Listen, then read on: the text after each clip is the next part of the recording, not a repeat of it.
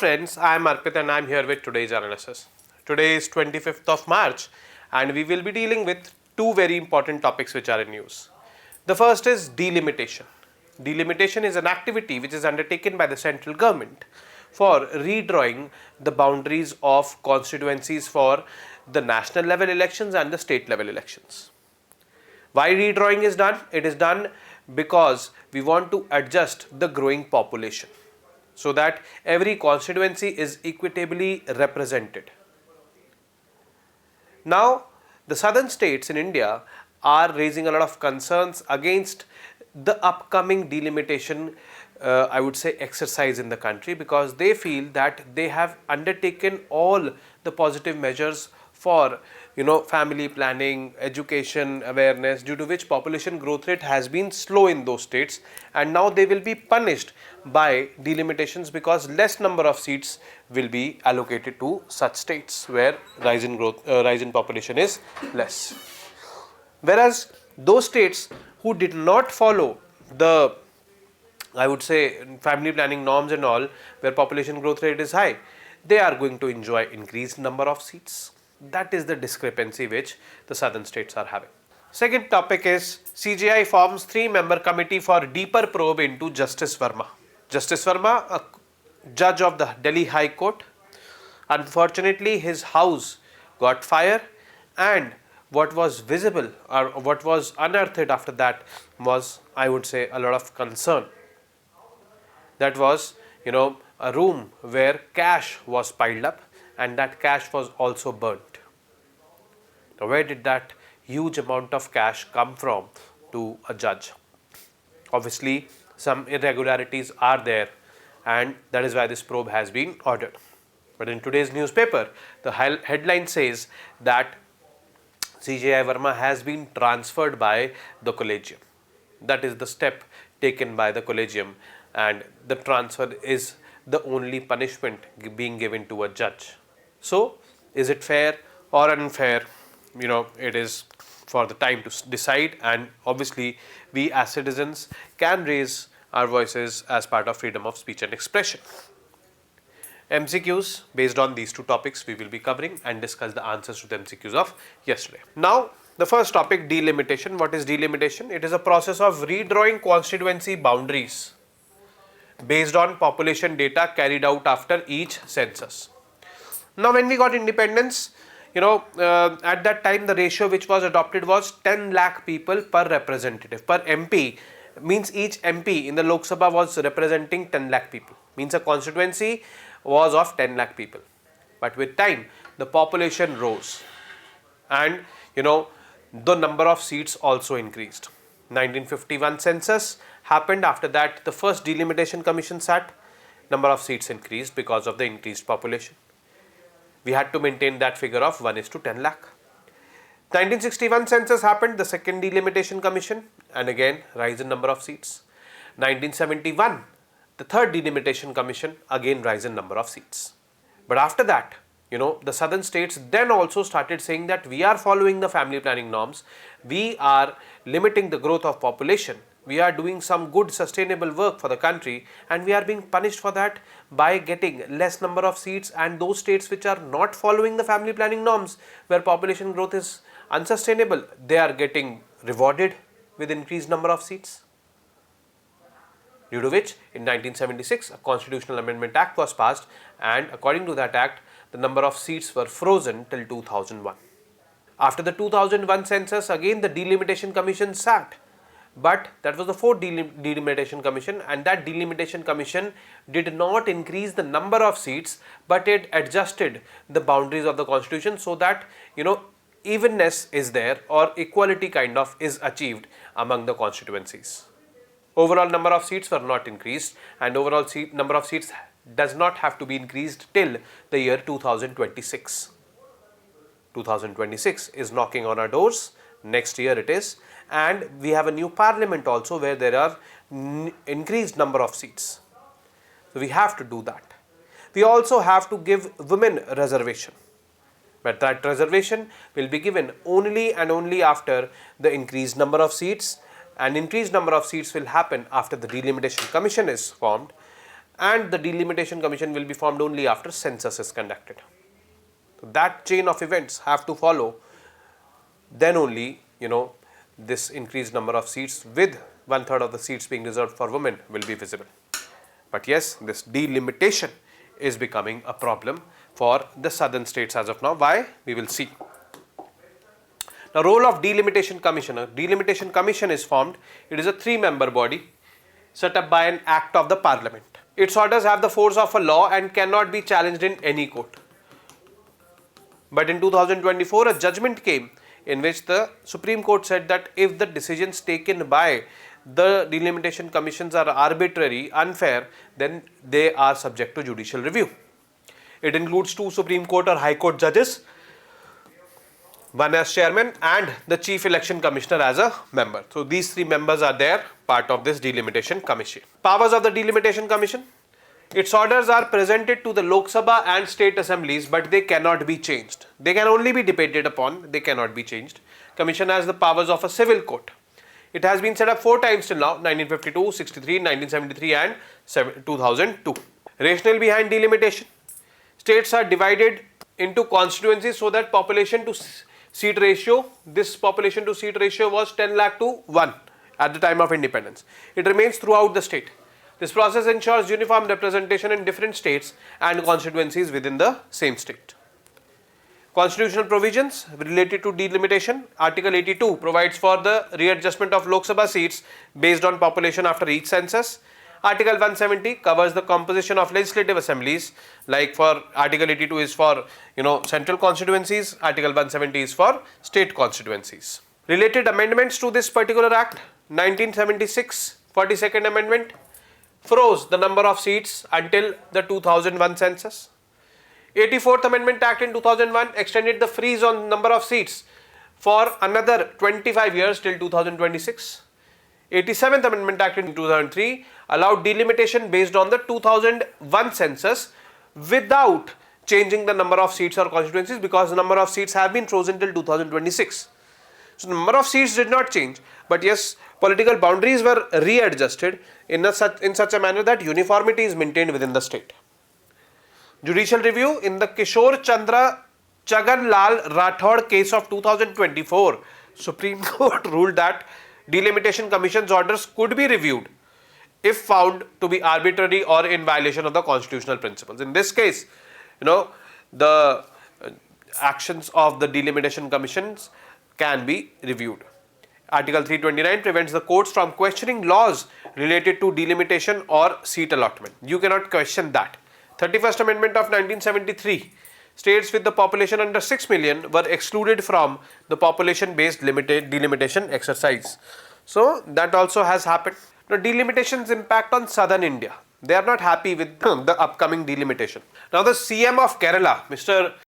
Pinarayi Vijayan, he said that delimitation of parliamentary constituencies could reduce the representation of southern states in the parliament. Why? Because southern states have largely followed the family planning norms. Now, this reduction, according to Vijayan, punishes states like Kerala for successfully controlling their population. And hence, there is this concern over political motives. BJP-led union government is going to promote this thing, especially in the states where population growth is there and BJP's hold is there, like MP, UP and all, which is going to benefit BJP in the parliament. This is what they say. Federalism and democratic framework. Kerala CM emphasized that federalism is the right of states under the constitution and should not be weakened by centralization. He claimed that union government's actions from fiscal to language policies are disrupting India's federal system and democratic framework as well. There are punishments for population control being given to the southern states. The reduction in central tax revenue is also being experienced by them, and this we covered in length.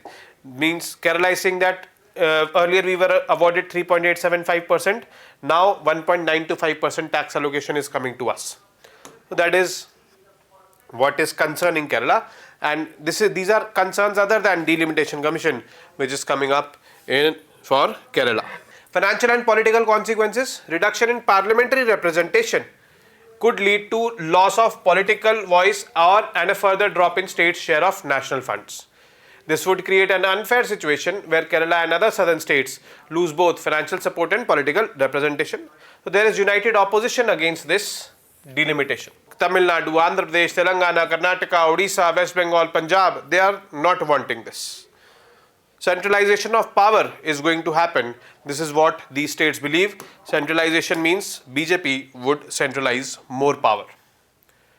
Constitutional precedents. So B.R. Ambedkar at that time warned about the tyranny of the majority. Majority, democracy is all about numbers, and this tyranny of majority can impact our democracy as well. Sarkaria Commission's support for federalism as a key part of the constitution was also part of it.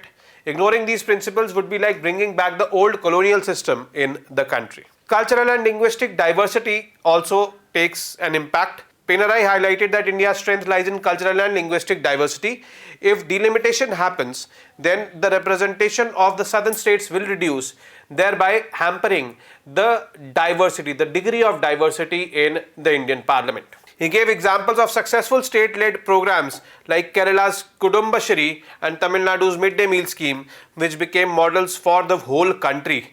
Centralizing power would limit such local solutions.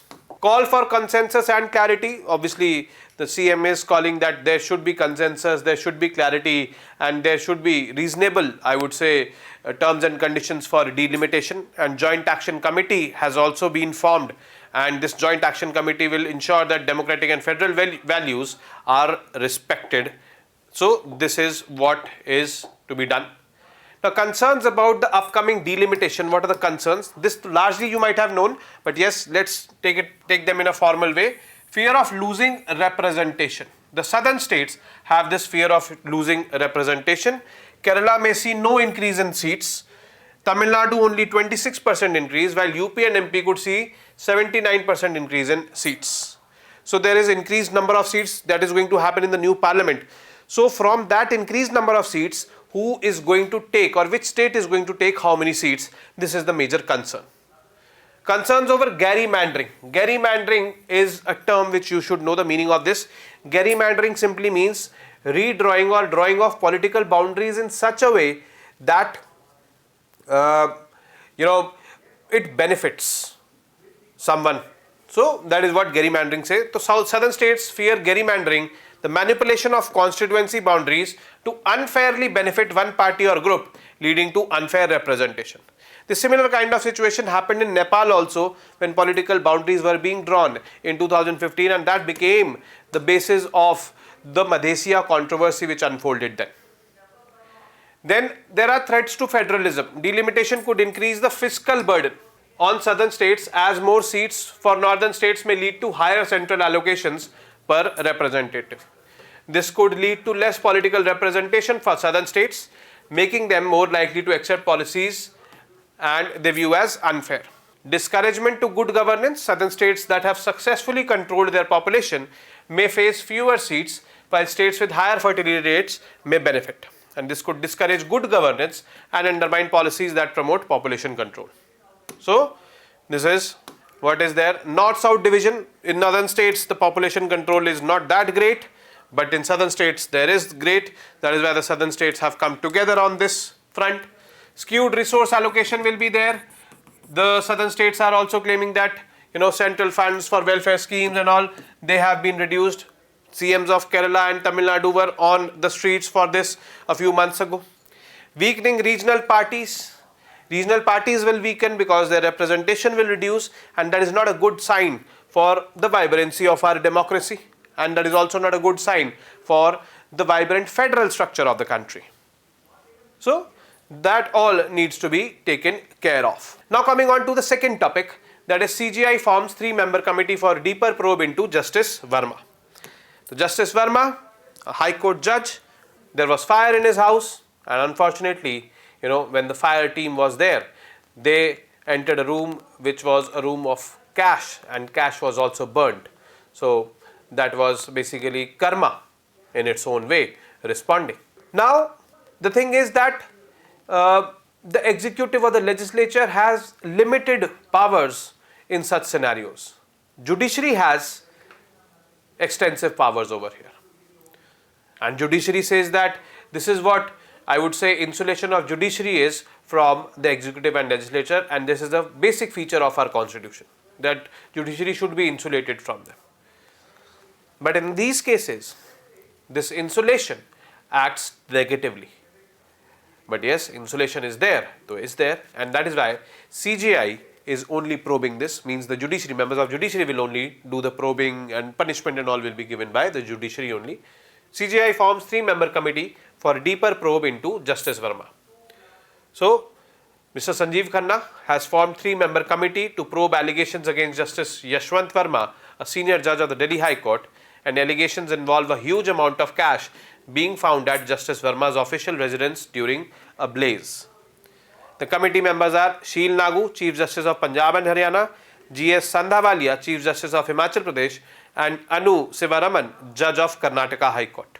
So, the background of the probe committee was formed 24 hours after the Delhi Chief Justice D.K. Upadhyay submitted a report regarding the allegations. The Delhi Chief Justice's inquiry was aimed at checking the truth of the allegations and gathering evidence. Supreme Court has decided to upload the report and Justice Varma's response on its website for full transparency. Actions against Justice Varma. So, the CJI has instructed Justice Upadhyay, the Chief Justice of Delhi High Court, not to assign any judicial work to Justice Varma while inquiry is ongoing. Committee will give Justice Varma an opportunity to defend himself against the allegations before submitting their findings. Nature of the inquiry, it is described as a confidential inquiry aimed at maintaining institutional credibility of the judiciary under the oversight of CJI. And Supreme Court emphasized that the inquiry will be fair, ensuring judicial integrity. Judges must be impartial and free from corrupt influences. So, that is their possible outcomes. If the committee finds that allegations are substantial, CJI may advise Justice Varma to resign or take voluntary retirement. If Justice Varma refuses to accept the advice, the CJI will inform the President and Prime Minister, which may lead to proceedings for his removal. So, it will go in the Parliament, and then the President finally will impeach this judge of the High Court. Justice Varma could be transferred. This is another possible outcome. And the outcome, this is the headline in today's newspaper, The Hindu. SC Collegium recommends transfer of Justice Varma. So, this committee, which has been formed by CJI, submitted its report to the Collegium, and the Collegium has recommended transfer of Justice Varma. Justice Varma's current position, second most senior judge in the Delhi High Court and member of its Collegium.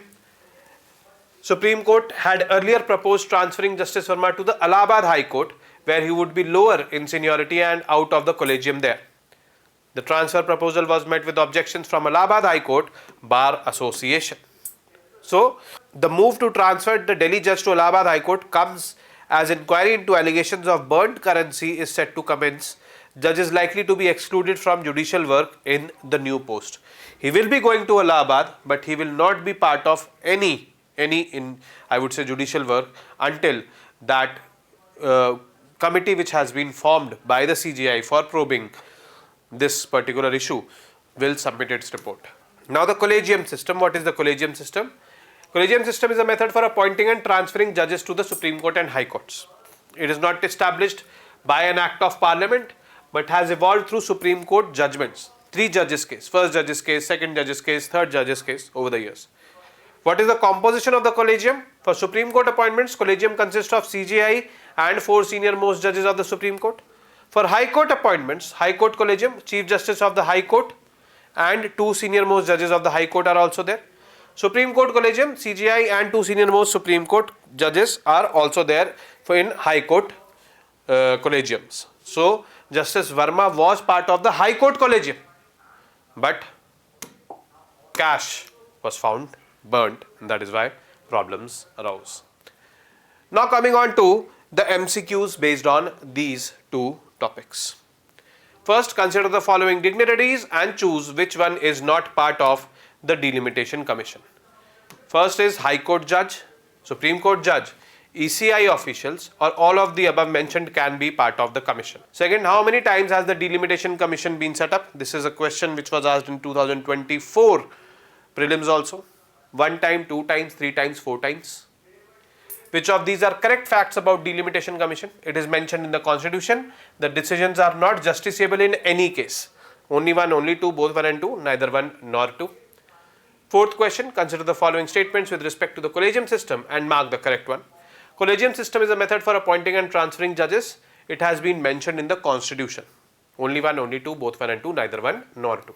Now coming to the discussions of the questions of yesterday. Consider the following statements with respect to Swadesh Darshan scheme and mark the correct one. It is a centrally sponsored scheme. No, centrally sponsored schemes are those schemes which are made by the center but implemented by the states, and the funding for that is also divided between center and states. But in case of the Swadesh Darshan scheme, the entire scheme is funded by the central government. It is a central sector scheme, not a centrally sponsored scheme. Operation and maintenance is the responsibility of respective state UT government. Yes, this is true in this case, and hence only 2 is going to be the correct option over here. Second, which of these can be considered as functions of Public Accounts Committee? Examining the CAG audit reports. This is what the PSC has done right now with respect to the Swadesh Darshan scheme. Examined a CAG report and told the government to make things in order. Investigate irregularities, yes. Ensure proper utilization of funds sanctioned by the parliament, yes. All of the above are considered as functions of PSC. Third, which of these statements about the Jal Jeevan Mission are true? Jal Jeevan Mission aims to provide 55 liters of water per person per day through a functional household tap connection, FHTC. Jal Jeevan Mission aims at universal coverage by 2030. No, it aims at universal coverage by 2028. So this statement is wrong and this statement is also wrong, and hence D is going to be the correct option. It is not per house 55 liters of water per household per day, nahi hai, per capita means per person per day. Fourth, which of these are considered as shortcomings of the Jal Jeevan Mission? Data discrepancy, yes. Water contamination, water quality is not adequate in certain areas, and lack of development of water sources.